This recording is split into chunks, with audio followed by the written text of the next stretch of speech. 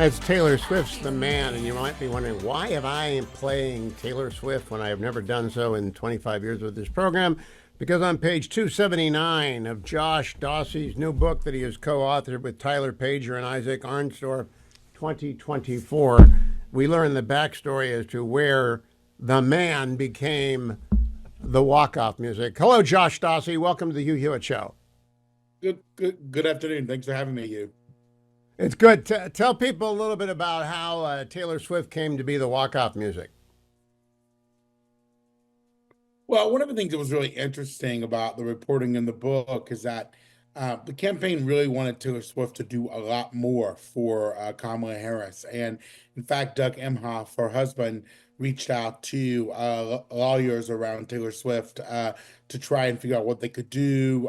She sort of posted the one endorsement on Instagram after the debate where she endorsed Kamala Harris, but she never agreed to do anything else. And it was one of the great frustrations because, as you said there, the music was prominently played, but they could not get Taylor Swift to do more as they wanted her to do. It is emblematic of the entire campaign. Nobody quite did what they were supposed to do on the Democrat side. On the Trump side, everyone outperformed. And I think that's the message of 2024. But I want to start with my overall message, Josh. Good book. My congratulations to you, Tyler Pager, and Isaac Arnstorff. I have not met Tyler or Isaac. Apparently, you three are all still good friends, though you now work for the Journal, and one of them works for the Post, and the other one works for the New York Times. So you have to kill each other for a story, I guess. Is that right? You're always in competition? Well, it sort of is now that way a bit, but you're right. We did end up the project all as friends. We started the book when we were all reporters at the Washington Post, and then I since have decamped to the Wall Street Journal, and Tyler went to the New York Times. But thankfully, we finished most of this book before our new job started, which kept some of the complications to a minimum. Okay, I want to begin with my overall take, which is A's hire A's, B's hire C's, and C's hire anyone who's standing around. The A in this case is Trump. He hires Susie Wiles. The B is Biden. He hires Kamala Harris first, and then Donnellan and Ricchetti and a whole bunch of C's. And then the C is the vice president who stuck with 107 days to become a president, hires just about everybody in town, and none of them do anything for her. That's my total take. Any reaction to my take, Josh? Well, I think your take about Susie Wiles in particular is right. I think Susie Wiles came into the president's orbit full time in 2021, 2022. Really started helping him in 2021, but then took a more prominent role as it went on. And I think she assembled an apparatus around President Trump that he had never had before.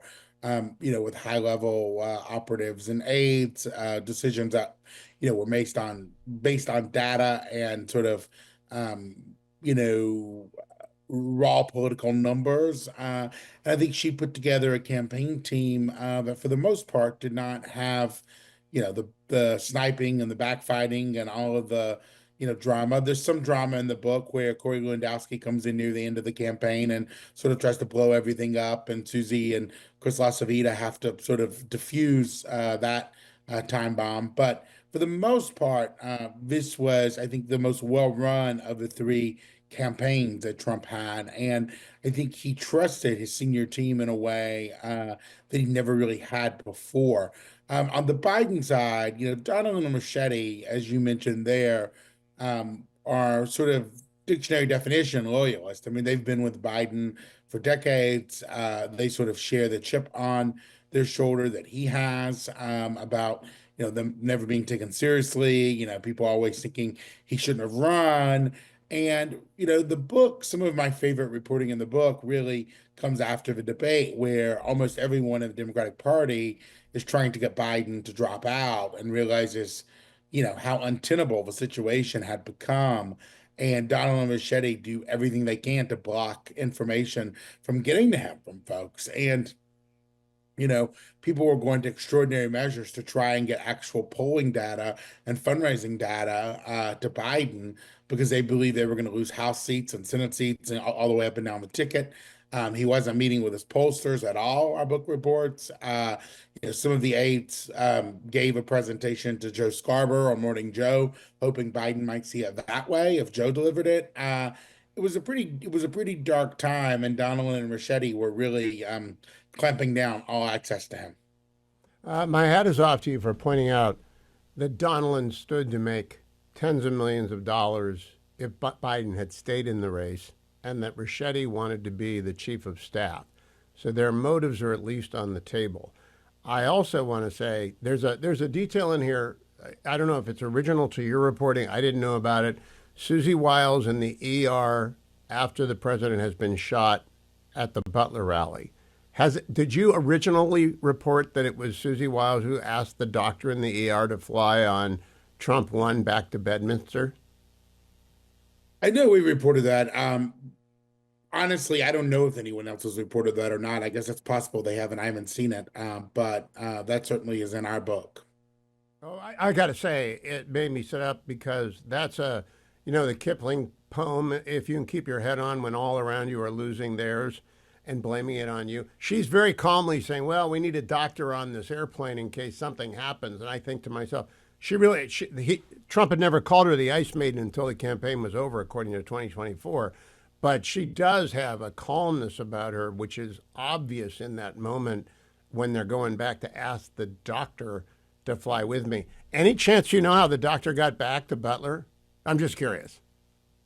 I don't know how the doctor got back to Butler. I was told they arranged transportation to get the doctor back, but I don't know how that happened. I do know that once he was back in Butler, back in Bedminster, Susie called Ronnie Jackson and had Ronnie Jackson, his former White House physician, come to Bedminster so the other doctor could go. Yeah, it was fascinating detail. Another fascinating detail that I have not seen anywhere else. You can tell me if it's been reported. Is the Senate conference meeting on July 1st, which you detail on page 182 to 184, with Alex Padilla saying the Serenity Prayer and Jack Reed demanding that two independent neurologists examine Biden, Sheldon Whitehouse saying we're going to lose credibility if we deny the obvious about Biden's condition. It's an extraordinary set of anecdotes. Has anyone else reported that? People have reported on that meeting in the past. I think our book is the most detailed accounting of exactly what everyone said. That the meeting happened and that senators raised concerns. Annie Carney reported that in the New York Times, I think in her book, but I've never seen to the level of detail we were able to obtain on exactly what everyone said. One of the more interesting ones to me was Joe Manchin, the Democrat from West Virginia, who said it was like Grandpa when you had to tell Grandpa we could take the car keys away. That's how he saw the situation. Well, I thought the most interesting was Jack Reed. I think that's a very, very strong impetus for universities everywhere because it is the law. And so that's going to be very, very strong. And other things that I think, we are looking at is to make sure there's merit in hiring. We want to make sure that universities are in compliance with Section 117 of the Higher Education Act, which is that they have to report foreign donations from where they're coming from and how much they are. And they are not doing that. I think that's pretty much across the country, so that is something we are really looking at to monitor, because we have to be very careful about foreign influence in our country. And I think this is one way that there's a potential for that influence coming into the country. We want to be sure that we can monitor it. So those are some things that we're focused on. Of course, we've talked to universities about Title VI, Title IX violations, and those are very, very important to students on campus. And as I'm sure you know, that we really went after Columbia first and foremost because of the anti-Semitism that was on campus, and there are other universities around the country, but it was so blatant with Columbia. I mean, to see students locked in a library with other students pounding on glass outside saying, death to Jews, death to Israel, and students being afraid to go across campus. This was very, very blatant. So that was the first issue really that we raised with Columbia. Then we've expanded it, beyond that a bit. So I think we're looking. I'm sorry. I've had Leo Terrell on, and Harmeet Dillon's coming on later today, and we'll dive into this. I'm just curious if you can get people at the Department of Education to help you, because it has been for as long, I was in the Reagan administration, so for as long as it's been there, it's been a left-wing operation, and the people who go to work there, especially in the Office of Civil Rights, are left-wingers. Are they helping you, or are they trying to screw up the rowing? Well, let's not forget that I came in as a Trump appointee, and so we put together a really good group here. I do believe we do have a strong Office of Civil Rights. I'm very pleased with the help that they've been giving, and it is a very cooperative group and a group of lawyers who are doing the investigating and helping to draft the programming. And several of the people in higher education are people that we brought in. And so we do have a very cooperative group that is singularly focused, if you will. All right. So in that regard, does everyone who's going to be a target for enforcement or investigation get a letter from OCR before or after they become a target? It's been both, but the way I think it will operate best, obviously, is the letter first, letting people know that they are going to be investigated or that we are looking into it, and looking forward to their comments coming back. That's, I think, the better way to do it. Now, Madam Secretary, going down one level, please keep it up. If you do 4 or 5 universities every 6 months, we will have a revolution in American higher education. But dropping down to the schools, California refuses to enforce Title IX. The state of Maine refuses to enforce Title IX. They're letting boys play in girls' sports. What are you doing about that at the Department of Education? Well, we have been in conversations, we have investigated, and now we have informed both California and Maine that we have turned our investigation over to the Department of Justice. As a matter of fact, the Attorney General, Pam Bondi, and I had a press conference at Justice just a few weeks ago announcing the suit relative to Maine. We had Riley Gaines there. We had other of those female athletes who had been denied what was rightfully theirs because of what had happened in their respective schools, and we were just doing that to put punctuation on what happens when men do play in girls' sports. It's just totally unfair. So we are now in lawsuits with California and with Maine. Now, is there some way? We're not messing around with it. This should have teeth in it, and there should be consequences, and there will. Is there some way that Penn was Penn threw in the towel? Penn gave up. Penn admitted error. Penn did the right thing after messing with the girl swimmer for many, many years. Did they do that because of something that you and the AG did, or did they do that because they saw the train coming down the tracks and they didn't want to get run over? No, we were investigating them. We let them know the Department of Education was investigating them. They came to the table, and we worked out a good agreement with them without having to go to court. And so I was very pleased with what the university. Up, we lost the round of what we are doing, with other universities. Now talk to me about that. Has anyone stepped? We have 1 minute, Madam Secretary. Is the line forming at the door to talk to you to try and avoid getting their name in the paper? I think I lost you. Are we going to? I didn't hear that question. We cut out. Okay, let me take a brief break here, Madam Secretary, and reconnect because I want to ask you one more question about this. America, don't go anywhere. Linda McMahon's doing a great job over at education. So is Pam Bondi at Justice, and they are bringing the hammer to bear on American higher education and secondary education and the states that are running both of those so that they cannot miss, they cannot get it wrong. But I got to ask her about whether or not there's going to be a line at the door following Penn's example, because that was the most encouraging thing I've seen, and it ought to be happening with all the states and all the state universities. So stand by. Madam Secretary, one exit question. Penn threw in the towel. Is there a line at your door of other people who want to avoid the smash up and car crash and who want to get ahead of the law and get right with you and the Department of Justice? Well, I wouldn't say there's a line at the door, but certainly being able to announce the agreement with Penn, and we did that again with some of our female athletes who were there to say how important that this was for them. We did make a big announcement about that, and hopefully by shedding light on that, if you will, there will be other universities who will see how much we mean what we say, and we're not letting up on it, and they'll see that that's a better way to go than having to go through, I think, a full-blown civil rights investigation and perhaps then legal action that would have to come. So hopefully Okay, the my University last of Pennsylvania question. will be a good template for us. My last question. When you go to these cabinet meetings and the president goes around the table, I want him to spend more time with you on this because it affects the most Americans. It affects where their kids get to go to school. It affects how they go to school. Does the whole cabinet understand how important this agenda is, or is it just you and the president? Well, I certainly wouldn't pretend to tell the president what's the most important thing on his agenda, but he certainly does ask questions of all of the cabinet members. Not every cabinet member every time, but he does get to all of us. And he has, in every cabinet meeting so far, asked me a question and asked me to comment on it. And I think that one of the things that he said to me when he came into office, and shortly after I was confirmed, was the NAEP scores came out. That was K through 12. It wasn't higher education, it was K through 12.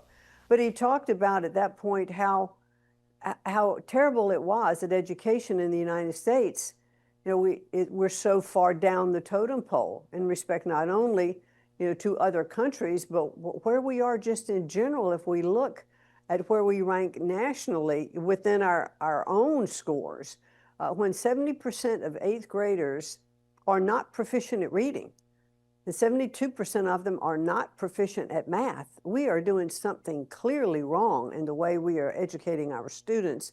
And he was angry about it, he was embarrassed about it, and so his charge to me, not only relative to higher education, but first and foremost, looking at our K through 12 system is, okay, what are we going to do? And we want to get education back to the states.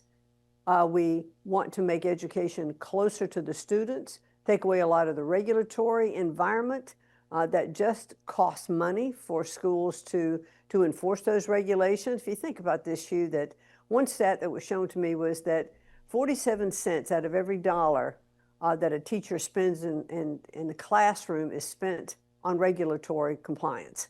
And so we have to take that away. We have to let teachers teach and let them be innovative, and let's get back to basics in our schools. And we've seen great success. Madam Secretary, please keep coming back. You're doing great work. Press on. I think it's so important, and I'm glad that you get the visibility and the results that you are getting. So thank you for your time today. Thank you, Hugh. It's Wall Street Journal Day at the Hugh Hewitt Show. Josh Dawsey earlier and later, and in between Olivia Beavers. Hello, Olivia. How are you? I'm good, Hugh. I mean, finally able to catch up on some sleep after the reconciliation bill. So, finally get to talk about something else, although we'll still be reporting on that and how it's playing, back in centrist districts and whatnot. But Olivia, I don't think you get to stop.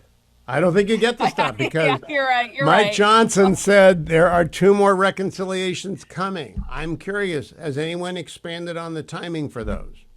No, and I think that the idea or the sense that I get right now talking to Republicans is like that idea is a little bit abstract. They have said they want to do the reconciliation bills. They want to do things outside of what they said they want to do too, additional things.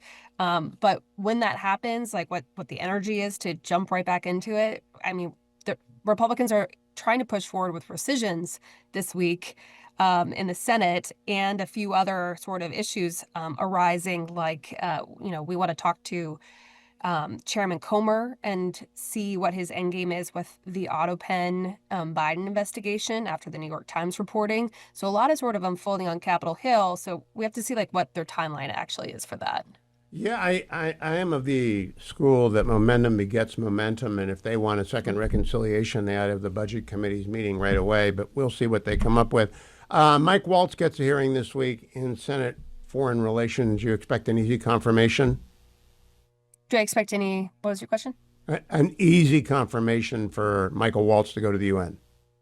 I think that he's going to definitely be peppered, especially with Democrats having the opportunity about what happened with Signal. I'm sure that has been rehearsed and planned about how he plans to approach it, but that is something that's seen as looming over, his candidacy and that he'll have to address. So he just kind of has to push through that sort of major moment, but he does have relationships on the Hill. He was a former House member before. He was working as the president's national security advisor, and he is well liked and has a nice and happy-go-lucky demeanor. So I think that he's going to be leaning on those relationships.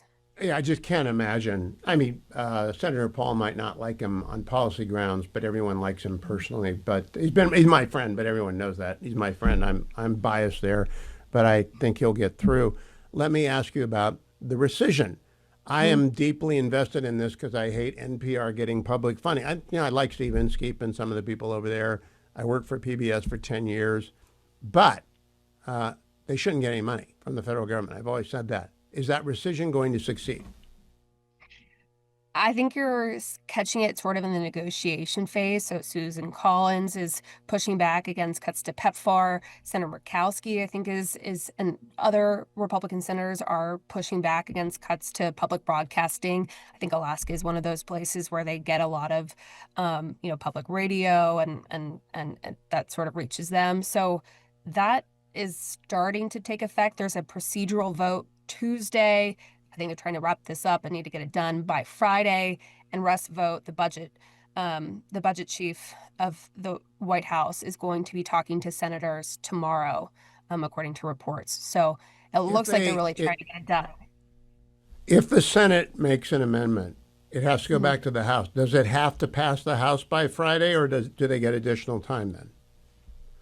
I think that they would need to still get it done by Friday, but I'm not entirely sure on that timeline. Is the House back in? The House is back in this week, yes. So, Okay. and let me double check that they are in Friday. If they're voting on Monday, they're not in Friday, but they are not in Friday. They're gone the 17th. So they can stay longer. If they make changes, they're not going to let this rescission go by without at least rescinding a bunch of stuff, right? Some of it's going to get through. I think that they just have campaigned on this so much that the party's going to work really hard to have some sort of rescissions package go. I don't know if it's going to look like it is in its current form, but the party has been talking about it, especially with Doge, and running the campaign about cutting back in government spending. This is important to a lot of conservatives, fiscal hawks. Oh, in terms of NPR is so toxic. If they don't get rid of NPR, it's the most toxic thing in the world for the party if they leave NPR alone.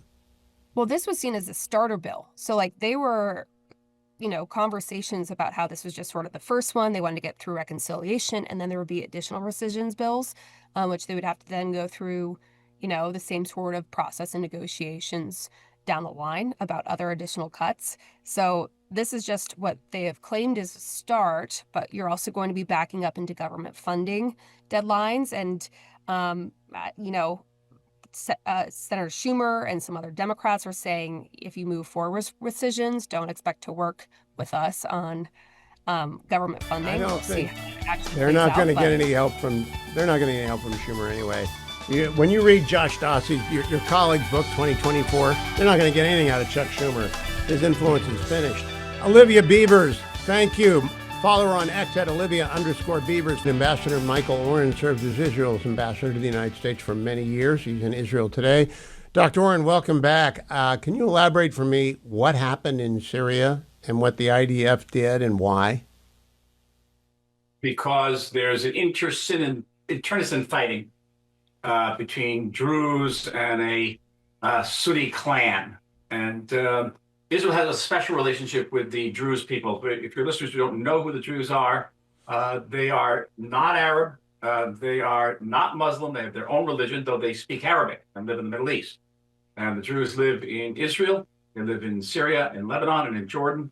And in Israel, they are intensely loyal to this country. They serve in the army. My own commander, several of my commanders were Druze, very, very fine soldiers. And Israel has what we call a blood kinship between the state and the Jewish people, between the Jews and the Druze. And when Druze countrymen, when their relatives are under threat in Syria, Israel will come to their aid. So I read a report that the Israeli Air Force struck tanks. I don't think of clans as having tanks. I think of Jolani as having tanks. Was that a Jolani operation, or was that a rando clan that got a hold of some tanks that they figured out? You're a tanker, that they're not easy to work. They're not. Actually, I hate tanks, but okay. little paratrooper, get me away from the tanks. Oh, But sorry. when Sorry. the Syrian army fell apart, lots of parts of the Syrian army fell into all sorts of hands. It's one of the reasons that the Israeli military, especially the Air Force, intervened so forcefully to interdict and neutralize so many of the military assets of the Syrian army, including tanks, but not just tanks, also aircraft and naval craft. But some of it fell into all sorts of different hands, including tribal hands. These tribes are heavily armed. And so, no, it's not unusual for tribes to have tanks. I served in Oh, one God. factions had tanks. Wow. All right, I got to switch to domestic politics. I don't normally care about Israeli domestic politics because I don't understand it, but your attorney general strikes me as out of control and driven by ego. You don't need to either confirm or deny that. That's my opinion. Is she going to get removed? Because what's going on there is without precedent in my understanding of rule of law nations. Okay, so not getting into the question of whether the attorney general is worthy to continue in her position or unworthy, it goes to the essence of the Israeli polity. And we do not have a constitution, as you know, Hugh. And we do not have three co-equal branches of government. We basically have two co-equal branches of government because our legislature and our executive are one branch. The government derives its power from the legislation. When Prime Minister Netanyahu appears in Knesset, he is not Prime Minister Netanyahu. He is Knesset member Netanyahu and sits in the Knesset. So you imagine if the President of the United States, if Donald Trump was a sitting senator or a sitting congressman, and every member of his cabinet were not appointed by the prime minister, by the president, but was actually a sitting member of the Knesset, and usually members of parties that are trying to unseat the prime minister. So we have two co-equal branches of government. One is the legislature, executive, and the judiciary. And so there's a third leg that's missing in the checks and balances. That third leg in Israel are several state-appointed positions. One of them is the attorney general. The other is the head of the Shin Bet, our equivalent to the FBI. So it would be saying in the United States, follow this, that the attorney general in the United States was not appointed by the president, wasn't a member of the cabinet, but was appointed by a state commission or a federal commission to serve as a check on the government. Same thing true with the head of the Shin Bet, the head of the FBI. He actually serves as a third branch that's acting as a check on the government. And what the government is now saying is that the attorney general check has exceeded her authority. She is over-checking the government all the time, and the government is arrogating or claiming the right to fire her. So this is new territory, constitutionally speaking, for Israel, in a country that has no constitution, and could create a constitutional crisis in a country that has no constitution. But right now, the Supreme Court has found in favor of the government. So you have two branches of the judiciary who are basically disagreeing with one another, and one, the Supreme Court, has come down on the side of the government. Now, I hope you're listening carefully because there's going to be a quiz after this. Well, you're being very diplomatic. What I'm trying to get at, I'll ask a different way. Has any previous attorney general been this much of an obstacle to any previous government continually, much less during a war? Not to my memory. And you've never had such a big division between, say, the political worldview of the attorney general and the government's worldview. And that is why the government is trying to create a precedent by saying, okay, this is becoming possible. It's sort of a metaphor what's gone on for Israel in general. And I've been a long time proponent of judicial reform, not the government's judicial reform of before the war, which I think went too far. But clearly, there has to be some type of balance between the two. You can't have it would be as if you had a president of the United States and an administration, and the Supreme Court was overturning every single decision by the president and every single decision by that president's government. That would be the equivalent here. That would be an untenable position in the United States. And it's even worse because the judges in the Supreme Court in Israel and the attorney general, none of them are elected. Yeah, okay. I want to move on very quickly, given that I think you answered my question that she really is out there and you don't want to say that. That's fine. Do you think that the Prime Minister's government will make it to the recess 3 weeks away before it folds? I do. I think that's where the Prime Minister Why? wants to get to. Because he wants to get that 4-month break.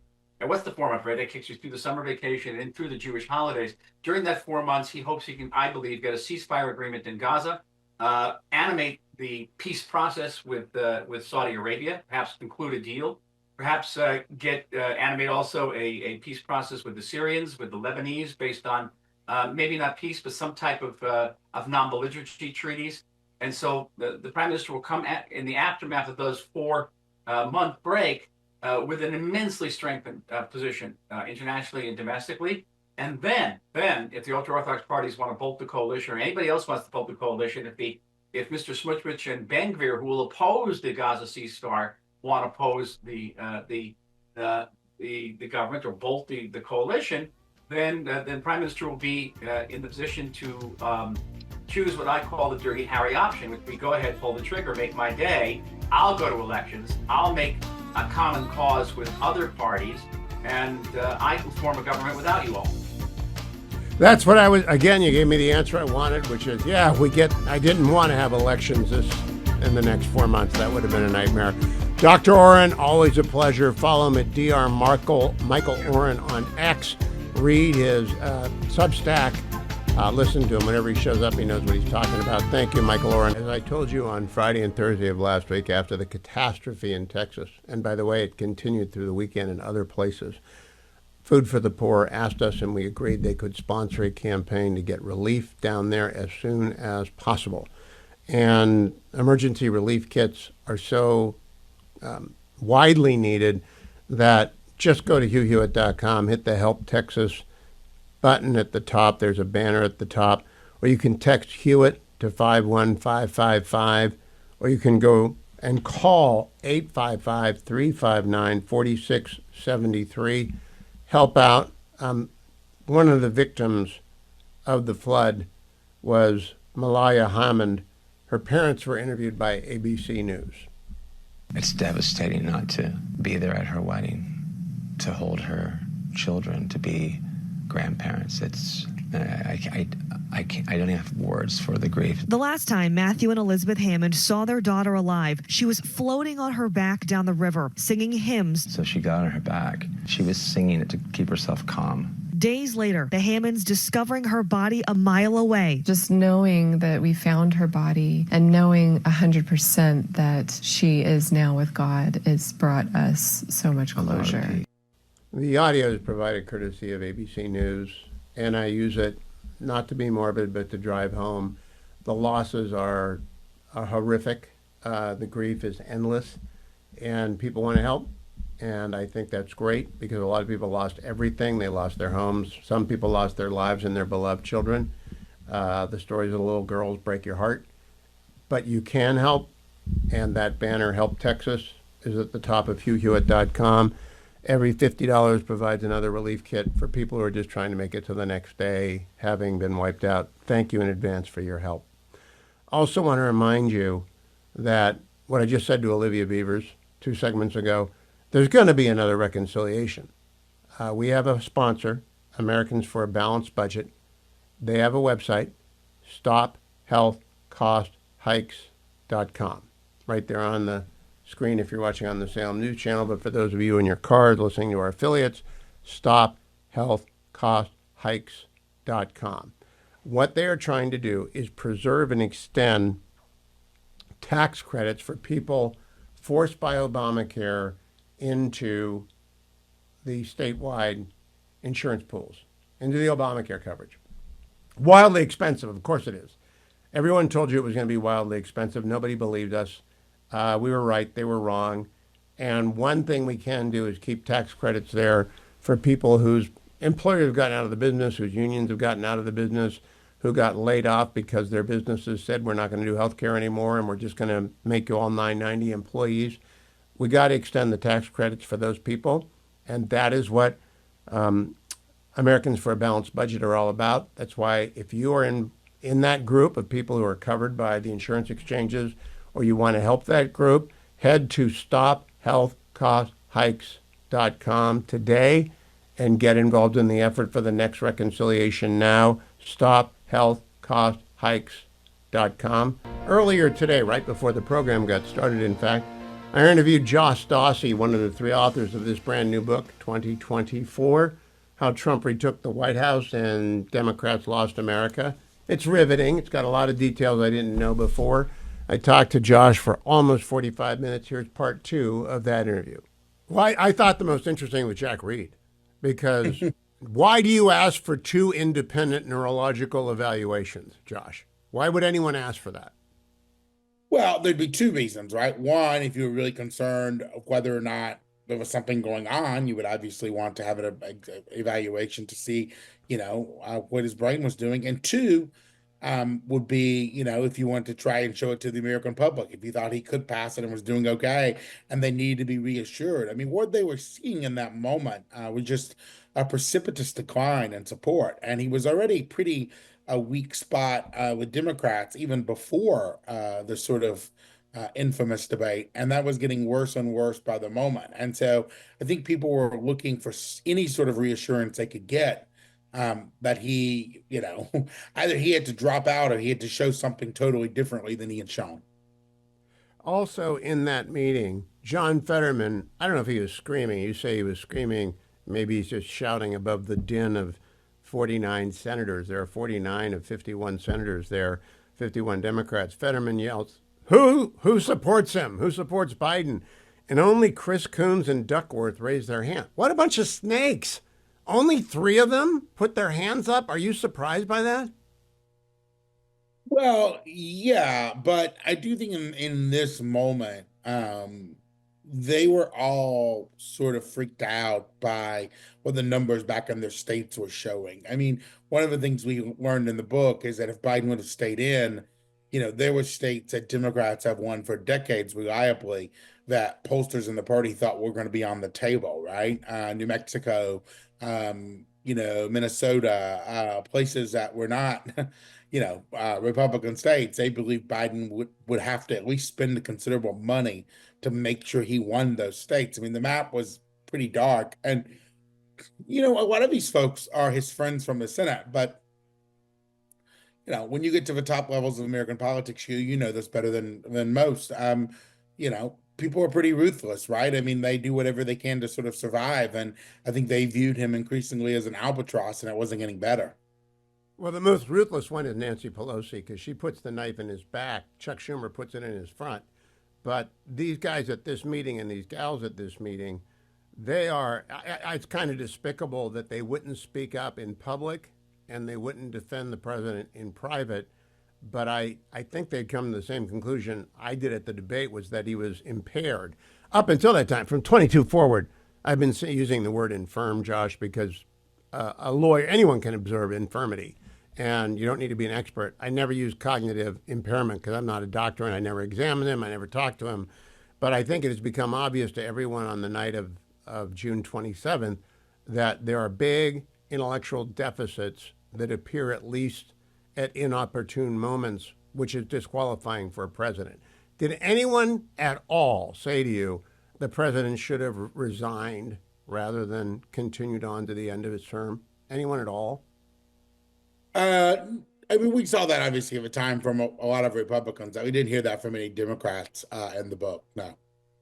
You see, I'm just amazed by this because it's not really a partisan issue. If a president is like Woodrow Wilson or FDR in their last days, incapable of doing the job well, they should get aside. Let me move on to a few other questions I've got. You've covered pretty well the flop of the DeSantis campaign. And did you interview Mike McClellan, or was it one of your colleagues?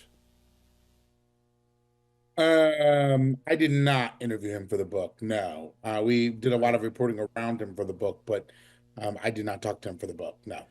Mike's an old friend of mine. I tried to get Mike to get Governor DeSantis to do interviews. I tried Phil Cox. I tried Adam Laxalt. DeSantis just would not. There's a note in your book about they were losing earned media. He wouldn't do earned media. Josh, did you notice that? Did anyone tell you that? He just wouldn't do it. I did notice that. The sort of joke on the campaign trail, we sort of tried to reflect this in the book, was that Trump said, the press is the enemy of the people and all of the rest. But behind the scenes, Trump likes dealing with reporters. His team was dealing with reporters. pretty regularly. They were having, briefings with reporters. They were bringing reporters everywhere they could go. And the difference in Trump and DeSantis was DeSantis said he didn't like the press, and he actually meant it, right? He really didn't want to do any sort of interviews. I mean, I remember we went down to Tallahassee to do some reporting on Governor DeSantis and spent a week down there, talking to all sorts of, lawmakers and lobbyists, anyone you could meet with. And DeSantis's team didn't even want to, sit down for like an off the record, right? I mean, there was no desire to engage. And I think they believe that through influencers and through, conservative media and the conservative space, that they no longer needed traditional news outlets. That was their calculation. But they didn't need the conservative space either, Josh. They didn't need me. And so I'm just saying, I don't think he did any earned media. So the idea that they had an earned media deficit being a surprise to them is a shock to me. A little aside, Abby Lowell represents Hunt. Go ahead.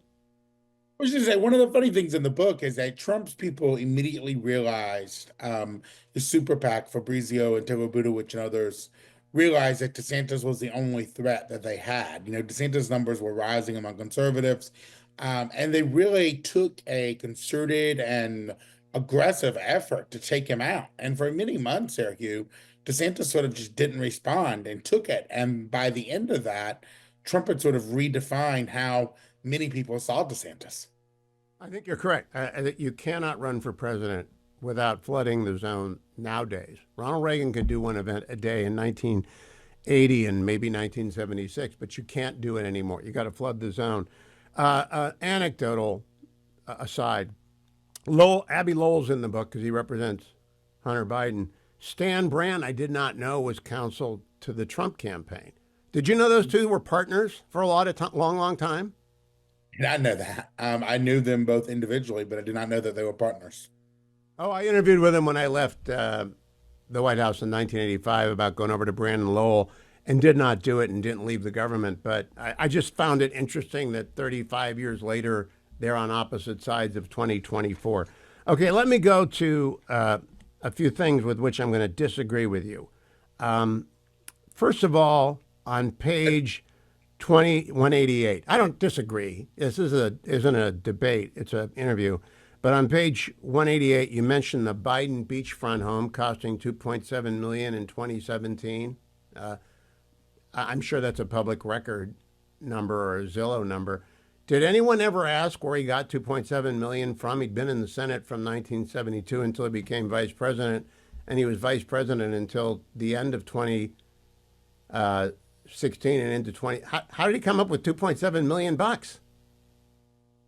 I did not ask that. That's a good question. I mean, he was giving a lot of paid speeches and doing all sorts of engagements after he left office. That the paid speaking circuit for someone of his level, you can make six figures per speech. I'm not sure if he could do that anymore, but he probably could at the time. I don't know precisely where the money came from, so I don't want to speculate on that.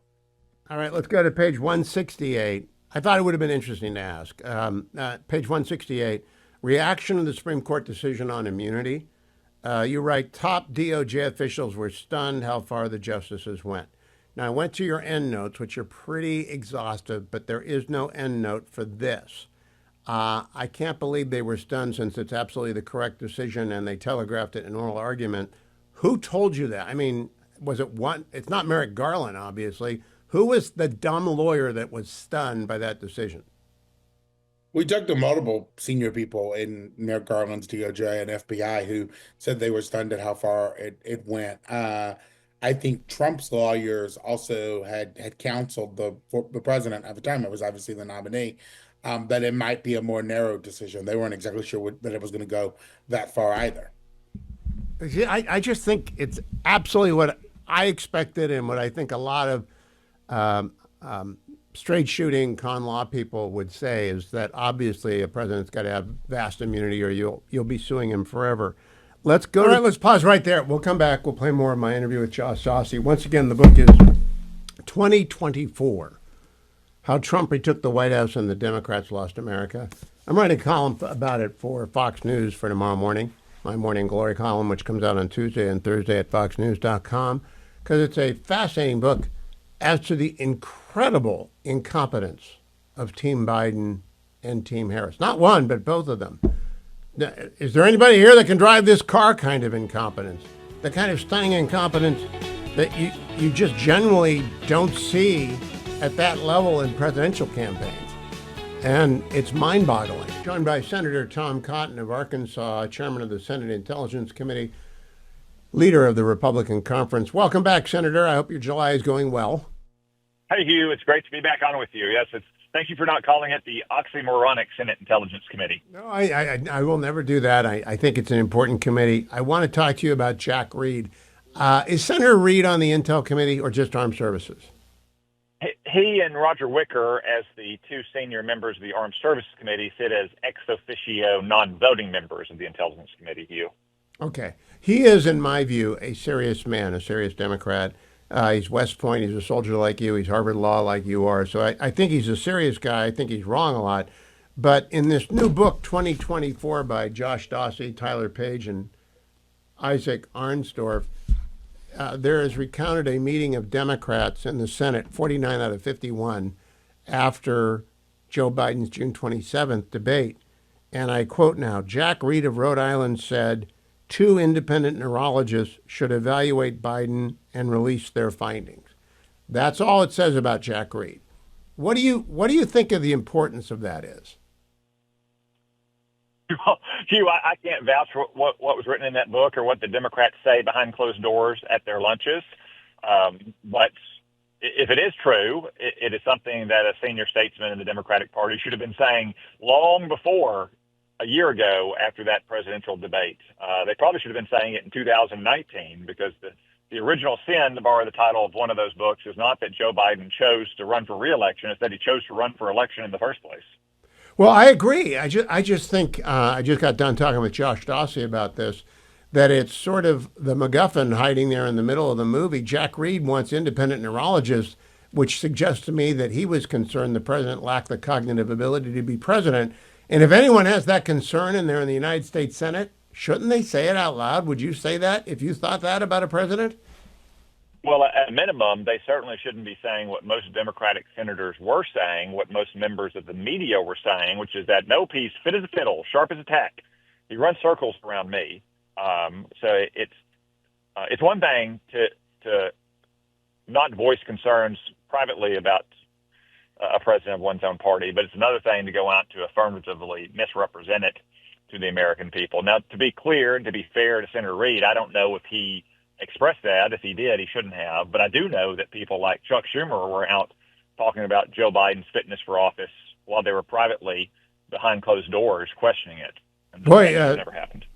Leader Schumer does not come off well in this book either. In fact, nobody does. You wonder who can drive the car in the Democratic Party. Now, there'll be 20 different people running for office in both parties in 2028. But I'm beginning to wonder if the Democrats have anyone who can drive a campaign. Do you think they're out of gas, maybe long in the tooth? Hugh, I'm not a pundit, and I'm certainly not a Democratic Party operative, so I'll let them sort that out about who wants to run their failed campaign in 2028. But I will say this.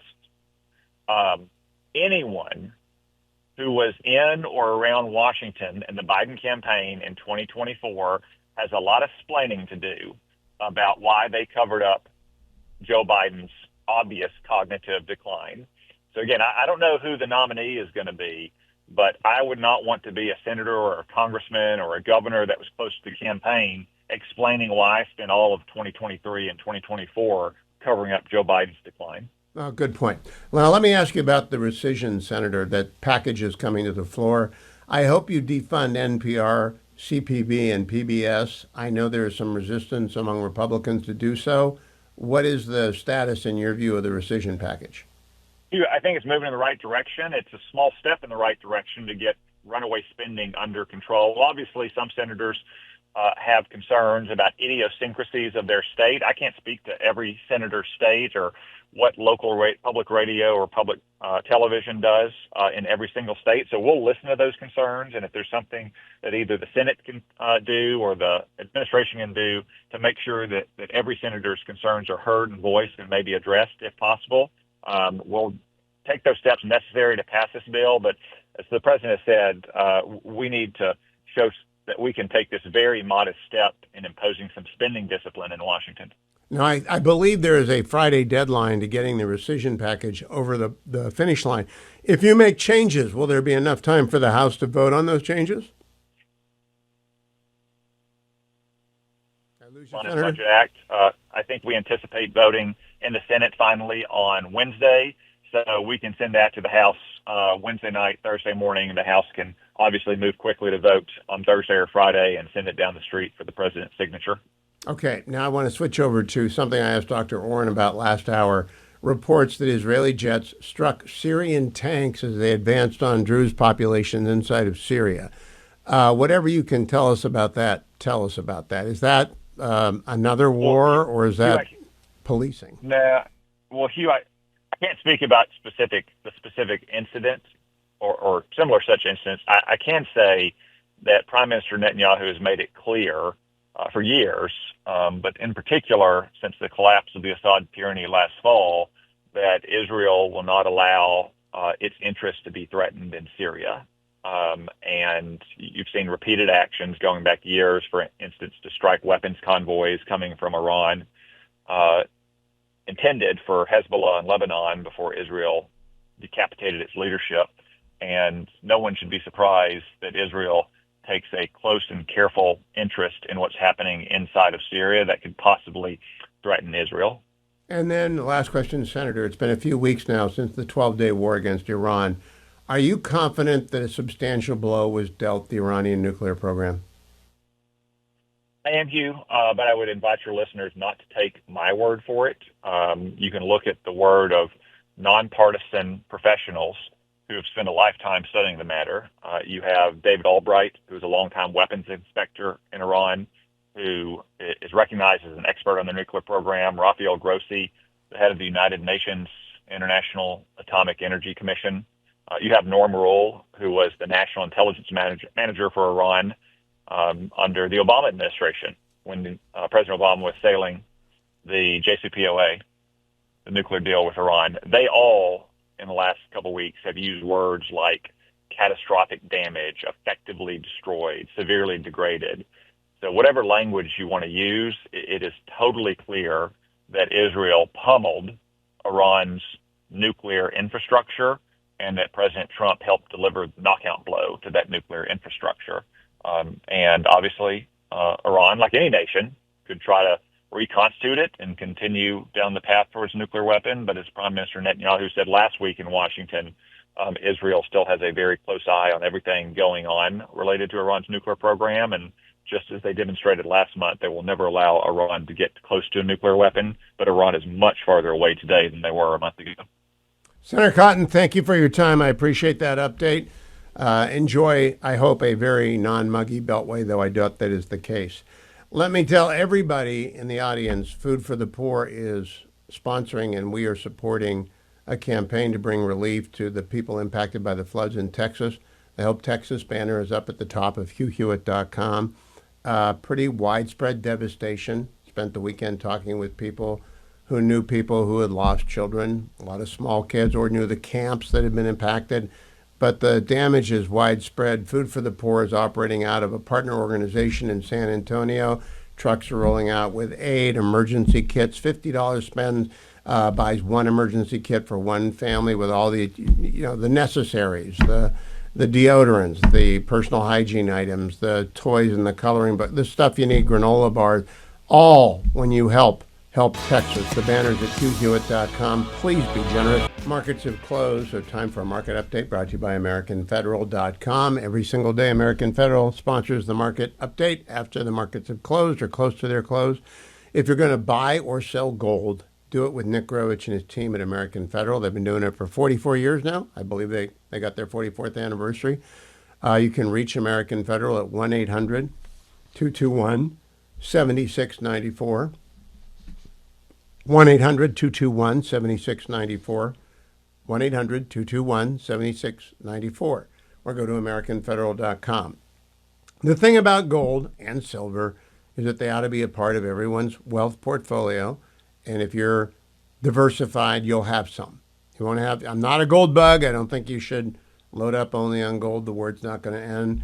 but I've always owned some gold. I add to it every year a little bit, and I make sure that it's kept in a safety deposit box. It's not around the house. It can't get lost. It's in one place. That's what I recommend with you. If you're going to buy silver or gold and get on a program of either doing it quarterly or semi-annually or annually, do it with Nick. He and his team are transparent, open-handed, absolutely straightforward. How much do you want to buy? Here's what it's going to cost today, and the price might change, and the commission will be X. The commission gets smaller the more you buy. They've done 7-figure sales and purchases, and they do 6-figure sales and purchases fairly regularly, and they do a quarter ounce, a half ounce, an ounce, whatever you need, they'll take care of. You call them at 1-800-221-7694. They all happen to love coins, by the way. Nick has showed me some of his favorite. He's a collector. There's a story behind every coin. So if you're one of those people, you can also call Nick and talk coins. But that's not really their business. Their business is buying and selling troy ounces and Krugerrands and American Eagles and maple leaves or silver bars or gold bars or whatever it is. That's their core business. But if you want to talk collecting with them, they'll be happy to do that as well.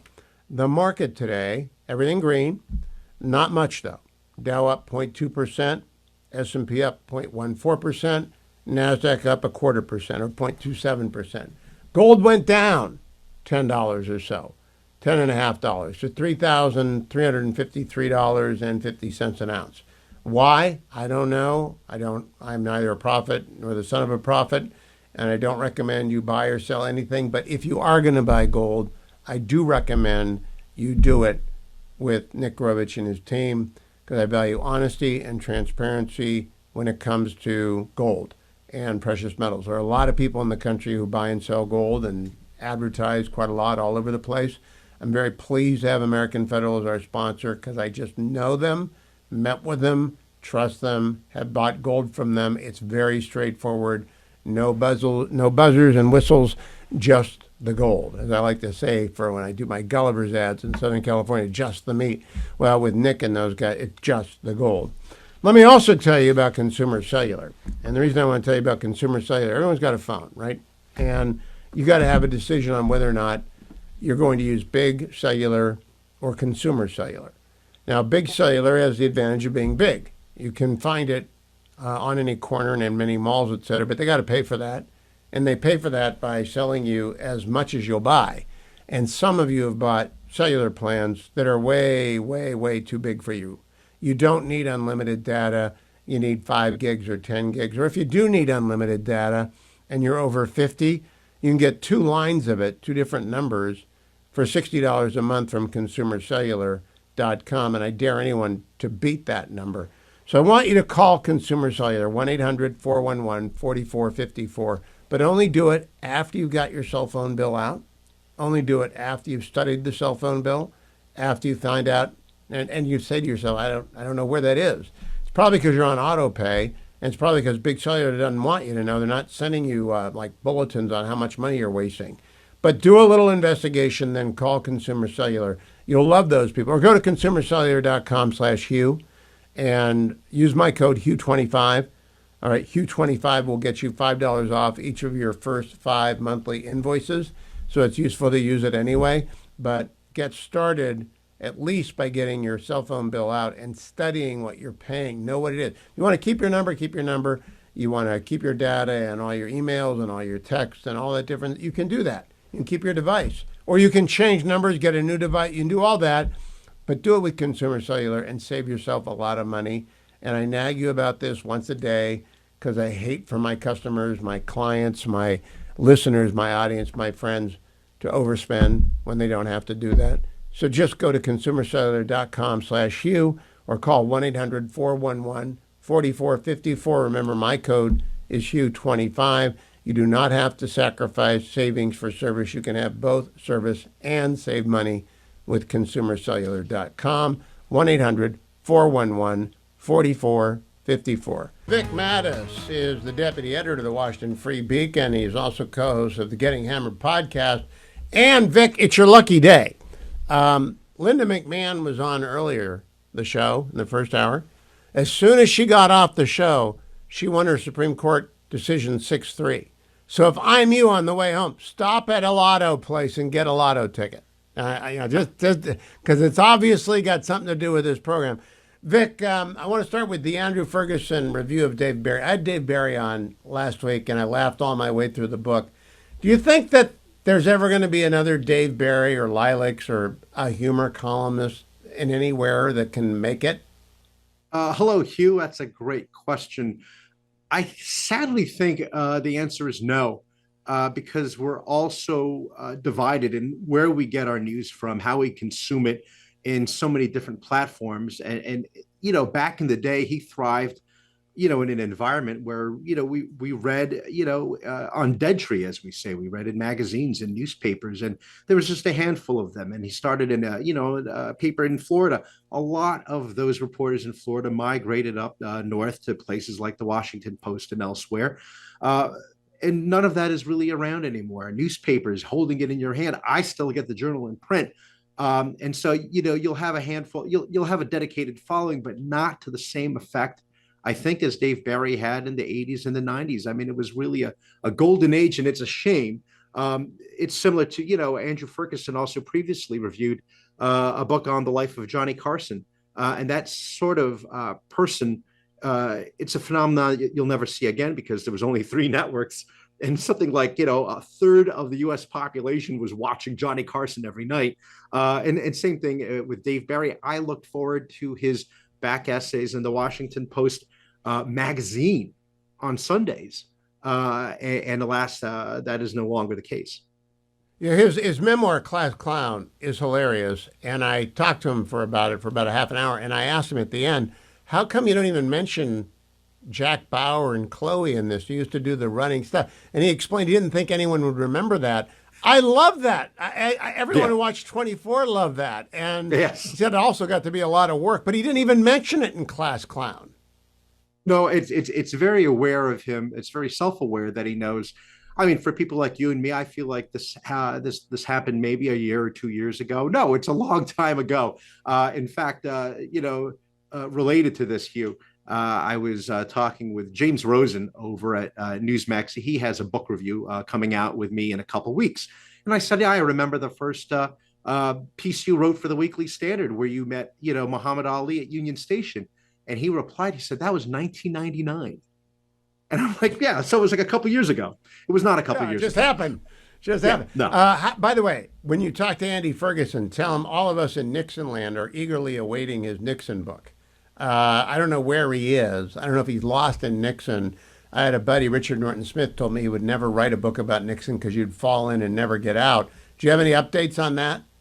Yeah, he's doing great. He's in the thick of it. I don't have a hard date of release for that book, but I know when I talk to Andy, it's, I ask him very gently, how's it going? And if he wants to volunteer it, he will. And they'll say, oh my gosh, he was really busy on another chapter working. He completed another chapter. That's very exciting. I don't want to push him. None of us want to push him because, you can't rush genius, Hugh. And speaking of Richard I want Norton to push Smith, him. Yeah.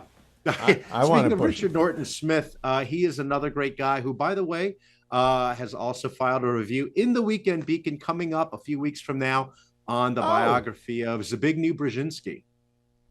Oh, well, I've known Richard since 1976, and there is no better biographer of presidents, and I bet reviewer of books about national security advisors than Richard Norton Smith. Now I want to talk to you about 2024. I don't know if you've had a chance to read this yet. I'm kind of addicted to campaign books, Vic. I've been reading them forever when they come out, and I'm not easily surprised. But in this book, after Joe Biden's disastrous debate, 49 of 51 Democrats senators get together, and they're all kind of losing their mind. And one of the and I'm just reading now, quote, Jack Reed of Rhode Island said, 2 independent neurologists should evaluate Biden and release their findings, close quote. What does that say to you? Yeah, they're clearly very concerned at the time about where the election is heading. I mean, at the end of the day, it's about self-interest. And they knew that after meeting with Joe Biden that things were not looking good, except for his inner circle. We do have next Sunday, this coming Sunday, we will have a book review of 2024. So stay tuned for that. But what it tells me is that, Andrew Stiles. The great Andrew Oh, Stiles very is good. working on it as we speak. But the whole thing about the decision to have the debate and moving up the schedule, right? Because it was going to be in the fall, but then they said that absentee ballots already, early voting is going to begin or whatever. That tells me they were truly deluded, because my original thinking was not have the debate at all if you're working for Biden, because it's going to go badly as it did. But they seem to have believed that he was going to do something amazing, and they deep sixed or sabotaged their own boss. Well, there are so many knives out here. It's like a cutlery store with people stabbing everyone every which way in 2024.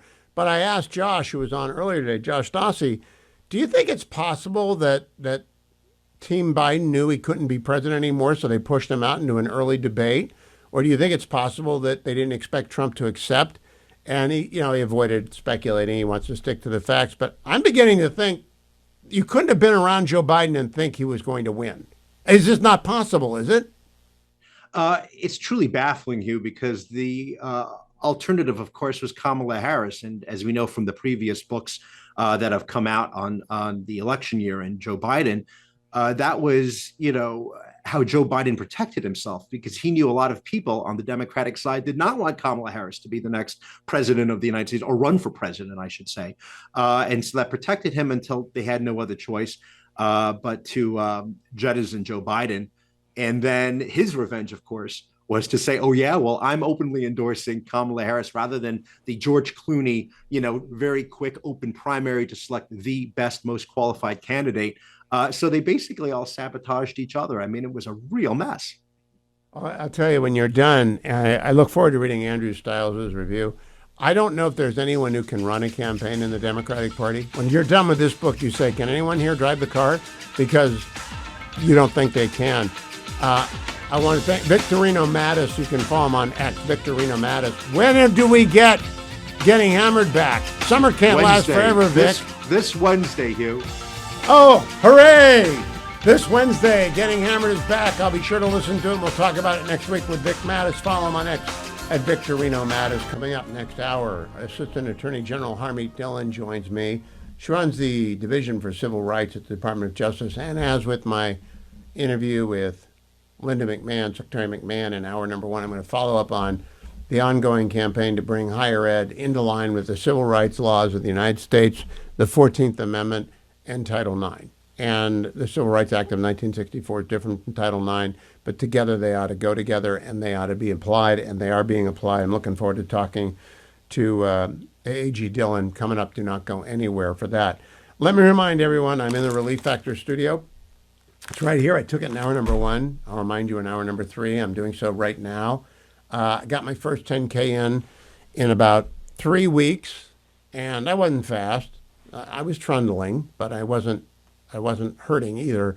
And after doubling down on Relief Factor, if you've been off the show for a couple of weeks or you're listening for the first time, I really threw out my back a couple of weeks ago, unloading a bunch of books to the thrift shop.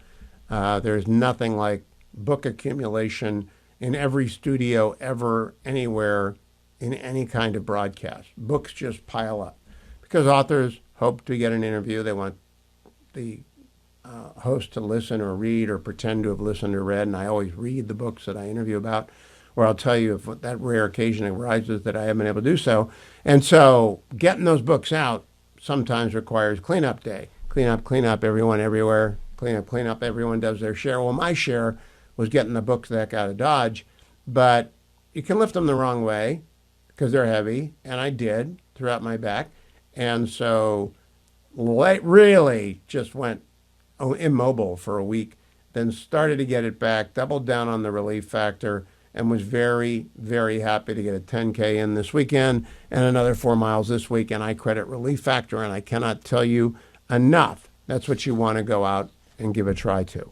1-800, the number 4 and the word relief, 1-800-4-RELIEF, or go to their website, find the starter pack for $19.95, which is less than $1 a day at relieffactor.com. President Trump in the Oval today with Secretary General Mark Rutte of NATO, cut number one. I mean, you're talking about the auto pen. Look, the auto pen, I think, is maybe one of the biggest scandals that we've had in 50 to 100 years. This is a tremendous scandal. And I know the people on the other side of the, oh, see that desk, that Resolute desk? Unfortunately, he used it before me. But, you know, we have our choice of 7 desks. They're all beautiful, but I chose the Resolute, and so did he, unfortunately. But the people on the other side of the Resolute desk, I know them. Lisa, the whole group, and they're no good. They're sick people. And I guarantee he knew nothing about what he was signing. I guarantee it.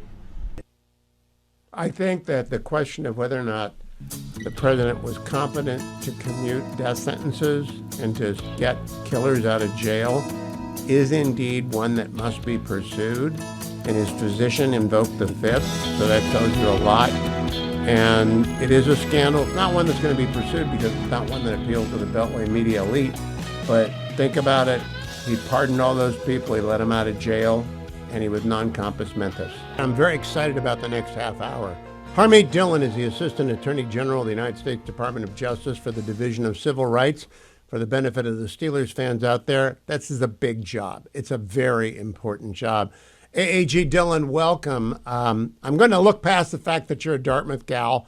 I'm going to look past the fact that you're a University of Virginia lawyer. I'm just going to say thank you out front for what you were doing, because the campaign to save higher ed and to save girls' sports from boys, both of those are vital and valuable, and you're doing a great job. Would you describe for people, including Steelers fans, so we have to slow down, what the Division of Civil Rights does?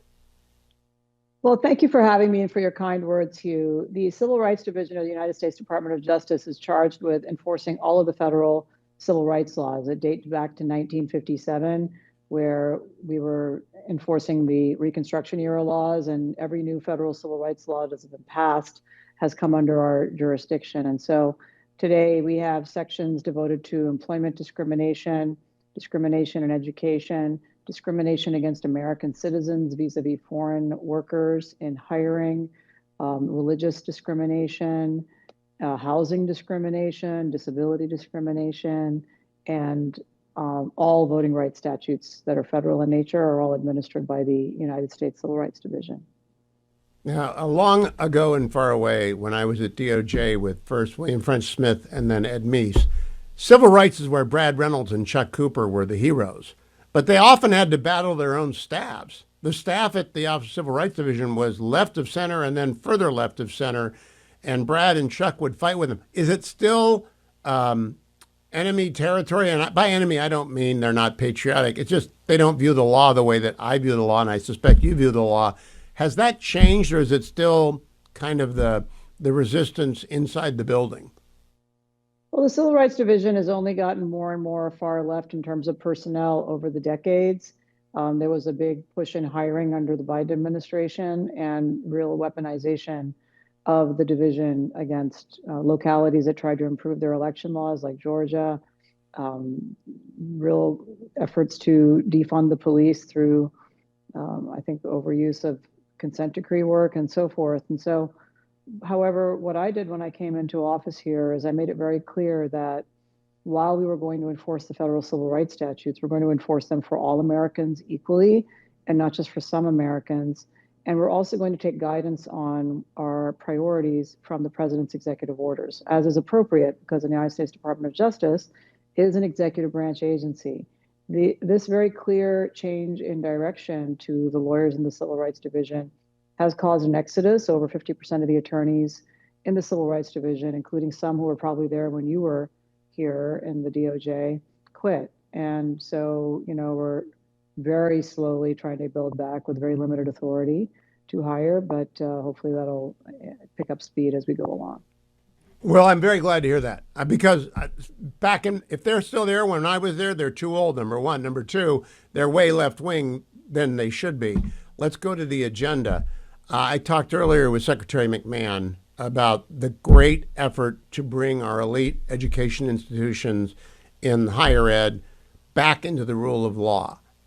Do you think you're going to be able to keep up this pace for 4 years, 3, 4, 5 enforcement actions every 6 months? Well, I hope we do better than that. I mean, we're the receivers in the way we Education sends us referrals and we promptly act upon them. I've also opened up my own investigations. In the first week I was here, I opened up something along the lines of 70 investigations into the top educational institutions, both undergrad as well as law and medicine. And we've, picked up steam or opening up an investigation, a couple of investigations today.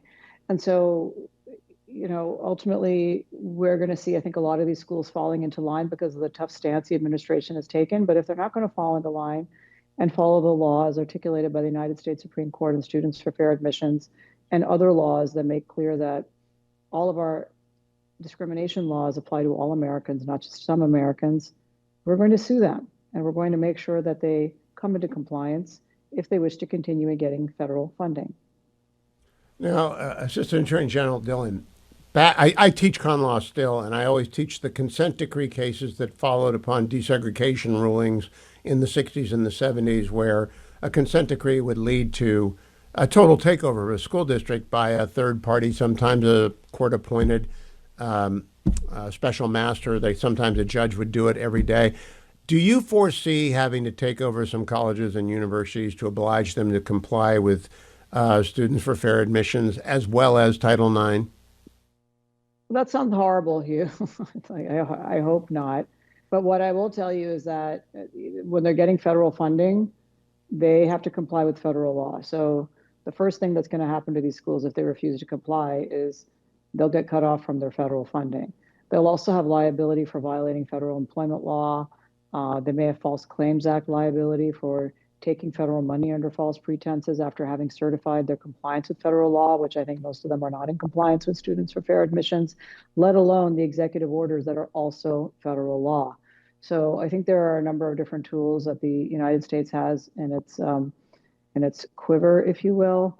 But certainly if there's litigation or settlement agreements that require monitoring could be a factor. One of the problems with monitoring, as you know from teaching it, is that unless it is quite defined in scope and duration, which itself poses problems for accountability, it tends to be forever and it's expensive. And, I'm not sure the taxpayers are getting the bang for their buck when the taxpayers are funding these things. And so, I think we are looking at all the tools we have and we're using many of them right now.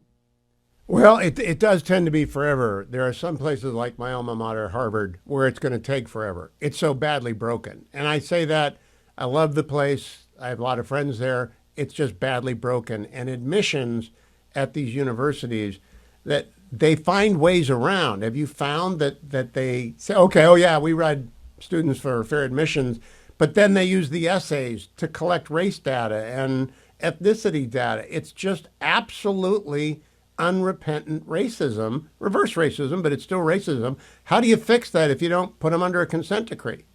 I don't agree with the term reverse racism. It's just racism. And Okay. I don't think consent decrees are any kind of magic fairy dust to forcing federal compliance. So I think ultimately, if Harvard wants to do that, Harvard doesn't get federal money. They can live off of their fat endowment. There's no law that says they have to get federal funding. Then they may have to learn to live without it if they wish to engage in racial discrimination. Certainly, they can't do that vis-a-vis employment. And so, I think that there's a lot of liability that will attach to these schools if they continue to do that. But a lot of schools is requiring 1-minute video essays as part of the application process, which to me is clearly a proxy for determining by eyeball factor race. And, people have fought long wars. I've been a plaintiff's employment lawyer for decades. People used to have to attach their photograph to a job application, and that's been considered an illegal requirement in most state laws today. It's illegal to ask people to do that, yet it's exactly what's being required now as a proxy for checking a box. And Students for Fair Admissions, so it's a proxy for racial discrimination. So, we're going to have to gather the data, do our homework, and root out this evil where we find it. The good news is we are finding a lot of whistleblowers on all of these campuses coming forward. I don't have enough people here in the Civil Rights Division to even follow up on all the leads that we have, but we are focusing on the top institutions, and there it is absolutely a target-rich environment. Harvard is a target-rich environment. They're discriminating at the level of the law review, at the level of the footnotes in the law review articles is racially gerrymandered. So is composition of the law review. There's backlash against whistleblowers who complain about the discrimination at these schools. DEI, I mean, look, I don't really care so much just philosophically if the women's studies major is DEI, like we already know what quality of that education is going to be. But I care a lot if my doctor got in from DEI and signs on to the premise that gender is a social construct. Gender is not a social construct. Gender is a scientific construct. It is determined very early on. And so that is really troubling. So we are looking closely at these medical schools, which are super woke. They have special scholarships.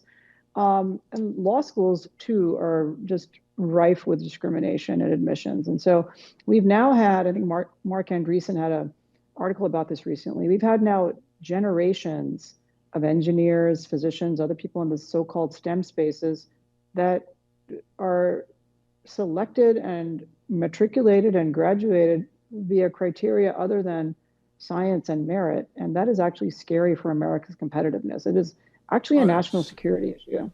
It is a disaster. I'm going to talk about tax exempt status. And the background is in 1983, the Bob Jones University case came down. And when I walked in the doors at DOJ in 1984, people were still mad at each other, the religious freedom conservatives versus the Civil Rights Act of 1964 conservatives. But it is the law. It's the law of the land. If you discriminate on the basis of race, you lose your tax exempt status. That is good law. It's also the death penalty. Are you waving that around at anyone yet, A.G. Dillon? So the Civil Rights Division doesn't make those determinations. And I want to be very clear that there's kind of a firewall between us and the IRS on that particular type of determination. We don't tell them what to do. White House doesn't tell them what to do. And they make their own determination based on the evidence available to them. Certainly, if a sister agency asked us for information, we would provide it. But we're not directing or threatening that as a consequence of these actions, where we have our own panoply of remedies that we can bring to bear. If the IRS does move on that, do they make the referral to you, or do they actually begin the enforcement themselves with some sort of IRS proceeding? They do it on their own. They would basically do an investigation and then send a letter saying, sorry, you're not entitled to hold yourself out as a tax exempt organization anymore. And then typically further litigation ensues on that. Okay, well, I am hopeful that they do that, because I really don't know that you're going to get the attention of some of these universities. Let me ask you, while we're still in the break, we have another minute. Has anyone actually impressed you with their willingness to reform? Any of the bigs at the higher education level come forward and said, hey, Jill, you're right. We've been screwing around. What do you want us to do? Has anyone done that? Well, believe it or not, my alma mater, Dartmouth College, which was, on the other end of litigation when I was in school, didn't need me to say that. They're already a model of doing the right thing. They tore down shanties on the campus after October 7th. Their Jewish student applications have skyrocketed. They've done a really great job of making interdisciplinary teaching programs so that multiple viewpoints are had. They've invited me to come speak on the campus.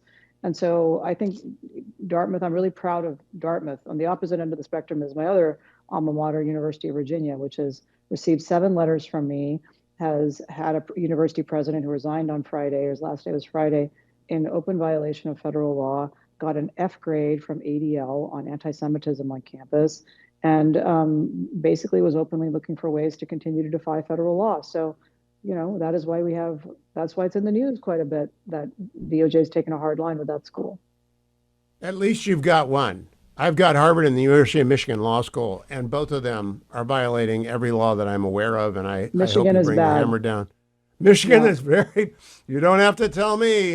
That's, the alumni know. The alumni know sooner than most everyone when a school's gone off the rails, and U of M went off the rails under President Bollinger a long time ago. I don't know if you've ever been to the Nixon Library in Yorba Linda. You're a Californian. Did you ever get down there? I have been there, yes. We have a new exhibit for 2 years on Title IX, because we're very proud that Richard Nixon signed Title IX 52 years ago. On the 50th anniversary, we did a big deal. Title IX matters a lot to Republicans. It opened the doors for women's sports and girls to compete and get scholarships and go to school. So first, congratulations on getting Penn to come into compliance. Second, is anyone else behind Penn willing to lay down the absurdity of boys and girls sports and men and women's sports?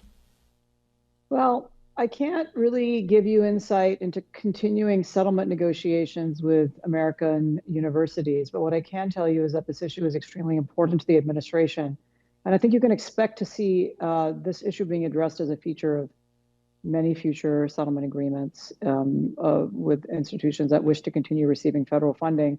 They're going to have to sign on to a panoply of fairness that will include honoring Title IX's promise to women and girls for equal access to education, including in sports opportunities. So that is very important to us. But beyond sports opportunities, you also have the problem of forced co-ed cohabitation in once single-sex Greek houses and dormitories. You have invasion of women's spaces in all over the place. And so there's just, women's rights have really been eroded at the expense of this trans agenda. And it's about time that, as you pointed out, Republicans return to that original promise and enforce these laws. But, whoever they are, Republican or Democrat, whatever states they are, we're finding and rooting out these issues everywhere. Now, I was a Californian from 1989 to 2015. You're still a Californian, I suspect. Our governor, Gavin Newsom, has basically told you to pound sand on Title IX, if I'm reading the news correctly. Is that, in fact, the case? California just said below, get away, we don't care?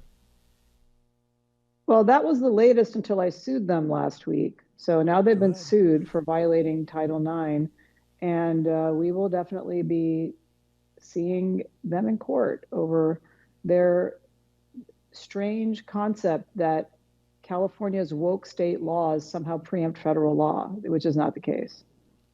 Is that what they're arguing? That just because they've got a crazy statute that the Civil Rights Act of 1964 and Title IX do not apply to the state? That is pretty much it. And they claim that their interpretation of Title IX means boys get to take girls' trophies. And then when challenged, they say, well, it's only a few boys. And then they also say, well, okay, girl, you can have a trophy too. So they know that they're wrong. I think the positions they're taking are a series of admissions, frankly, that their position is legally baseless. But for some reason, I don't know who their terrible pollsters are. They seem to think that this is a popular issue. I think your average dad, no matter what their politics are, doesn't think that his daughter should have to give her trophy to a guy. That's not right. The guys have their own opportunities to have trophies. So I think this is actually a very popular 80, 20, 90, 10 issue, a common sense issue.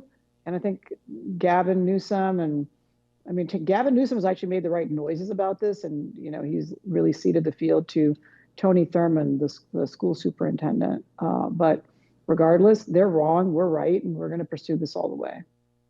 Do you believe that private 1983 actions can be brought against states that allow boys, for example, to dress in girls' spaces or to participate in girls' sports? Is there a private right of action that the DOJ would get behind? Yeah, I'm really going to comment on that in the abstract. I will have to wait to see the appropriate fact pattern before I could comment on that. All right. So as we go down the last bit of civil rights, I've been a longtime supporter of Alliance Defending Freedom. They keep winning. They keep winning in every religious controversy. Do you foresee a vehicle by which Employment Division v. Smith can be overturned? I thought it might be the Oklahoma charter school case, but Justice Barrett had to recuse herself, so it was 4-4. I assume someone just wanted her to be on the case and because it's a cut and dry. But do you have a vehicle in front of you where Employment Division v. Smith can be tossed out? Well, see Tandon versus Newsom. That's a case brought by the nonprofit I used to be the CEO of, the Center for American Liberty. And I think in that case, regarding COVID era restrictions on houses of worship, the court began to chip away at that decision. So I think there's good momentum there. All right. So last question. Are you enjoying this? A lot of people they get to the government, they don't like it. Are you enjoying it? I have amazing colleagues here who came from all over the United States, including some from California, to support me in this role. A lot of us are private plaintiffs lawyers, and so it's very different to be a private plaintiffs lawyer who sees some facts, is bleeding heart in a way, comes and brings the case and wins, and you don't have to jump through the layers of bureaucracy that we have to do in the government. We have to wait for referrals. We have statutory waiting periods. I have to have a lot of people in the building approve and sign off on things. So there's a pace here that's frustrating to the entrepreneurial plaintiff's lawyer. But overall, the victories, I think this week is my 100th day as the Assistant Attorney General for Civil Rights. I think it's fair to say we've accomplished more in these 100 days than most Republican administrations accomplished in their entire 4 years. So we're really proud of that. And every single day we're bringing cases and winning settlements and winning for the American people. And that's very satisfying. I took this job to give back to my country, which I love very much. And I've already been successful in private practice. And I just want to give back to my country, and we're doing that every day. I greatly appreciate your doing so. It comes at, I'm sure, great expense because you have a very successful practice in California. And no doubt, no little heartburn from some career lawyers who did not leave, though the addition by subtraction that you detailed at the beginning is a very good thing. A.G. Dillon, please keep coming back as news arises, and I thank you for the time today. That's just terrific, and I appreciate your spending the opportunity with me. Thanks for having me, Hugh. Thank you. I want to remind everyone, Texas just got hammered terribly, and so we are being sponsored by Food for the Poor to help collect money to send relief to the families impacted by those terrible, awful floods. There is over at the top of HughHewitt.com a banner that says simply, Help Texas. That will connect you with our friends at Food for the Poor. That's who we turn to whenever there is a natural disaster, whenever there is a catastrophe.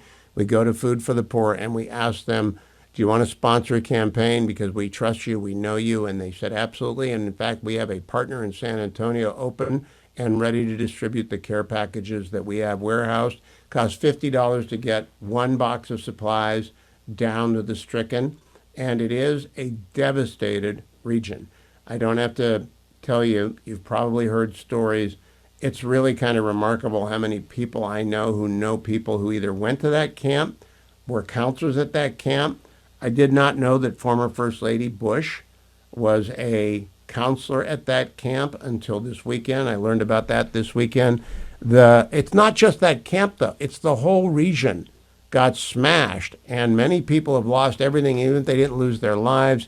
But as into the middle of this grief, you can pray and you can contribute. You can dig deep. Please join the Fetching Mrs. Hewitt and I in doing so.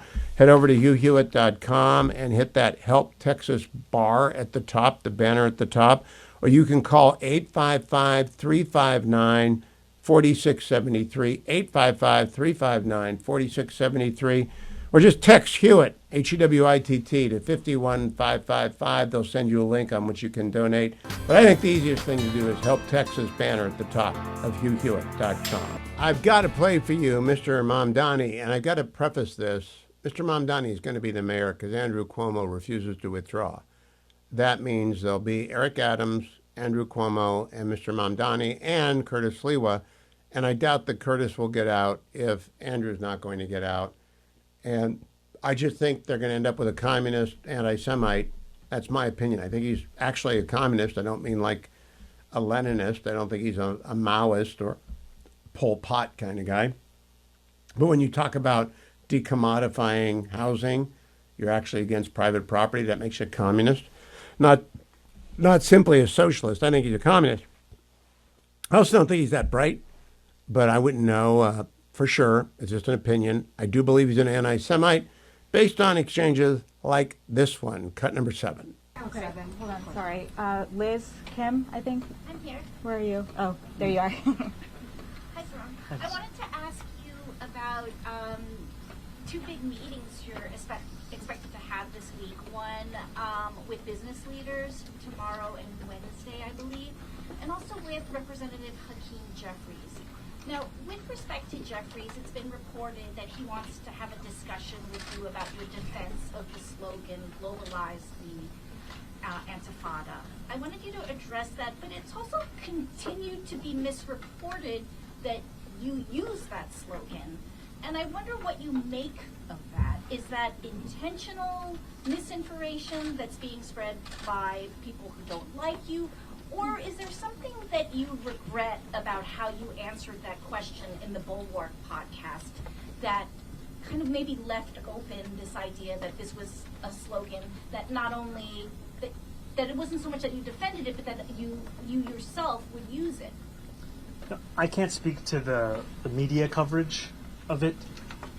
I can tell you that I'm looking forward to that meeting with Congressman Jeffries.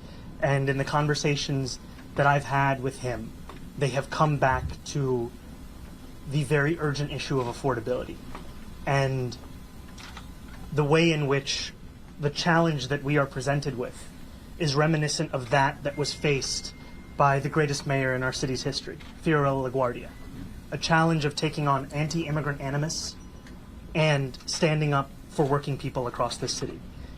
And Congressman Jeffries, the New York delegation, they have been on the front lines of facing that twin crisis, of fighting back against the Trump administration and the legislation that same administration just ushered through, which would steal food from the hungry, take health care from Americans, and continue in what is one of the largest wealth transfers from working class people across this country to the very Americans who already have more than they know what to do with. And in sitting down with the congressman and with other leaders across the city, making clear that this politics that we are ushering in is one that is based upon not only the necessity but the importance of partnership. And I'm looking forward to being a partner to Congressman Jeffries in winning back the House, in continuing to fight back against Donald Trump's agenda, and in delivering at the same time for New Yorkers across the 5 boroughs.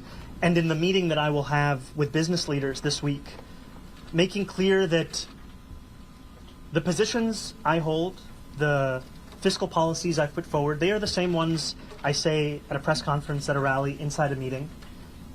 And at the foundation of all of my politics, beyond that consistency, however, is a belief that for our city to succeed, it will take all of us. That includes those business leaders, where we have a shared interest in this city and this city's success. And I'm excited to share my plans to that end and to work with them to achieve that success. Because too often in our leadership, we do not leave enough room to learn from others. We pretend as if we have all of the answers. And I go into each of these meetings knowing what I know, knowing what I believe in, and interested in what I can also learn from each and every one of the people who have made this city what it is. All right.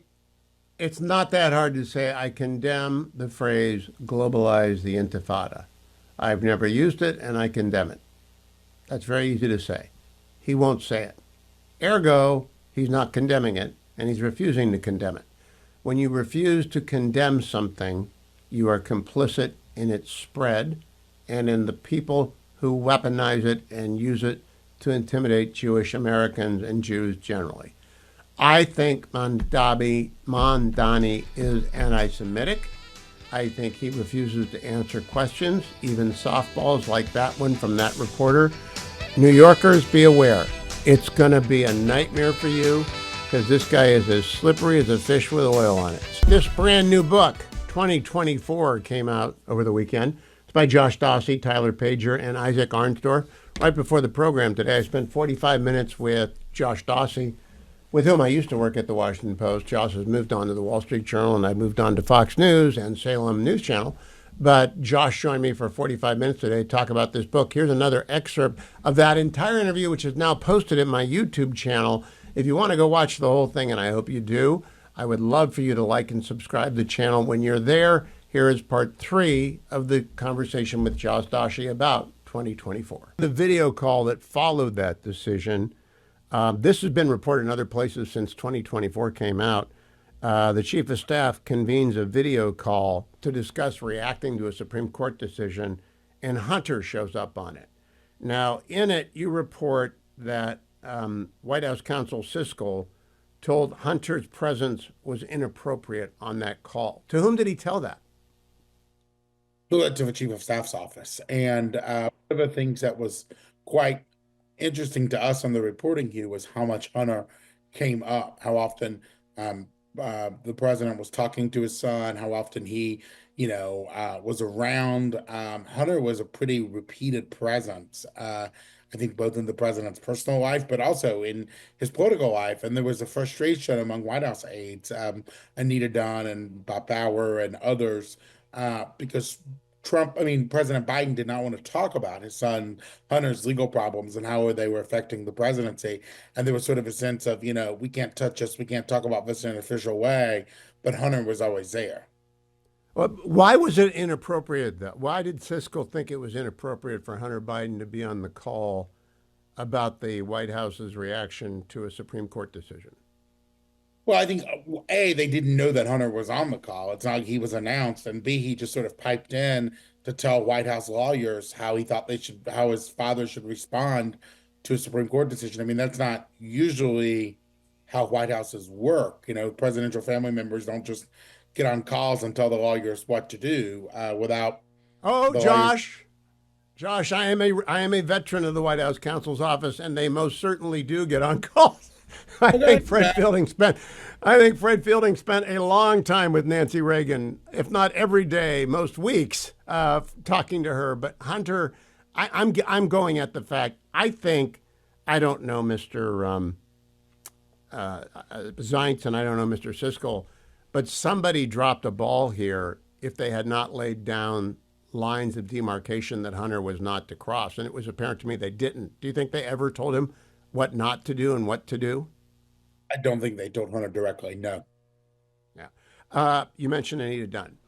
Anita Dunn is a very interesting character. I've only met her once or twice on television, in green rooms, that sort of thing. I don't know her. She wanted the debate. She was the one who pushed for the early debate.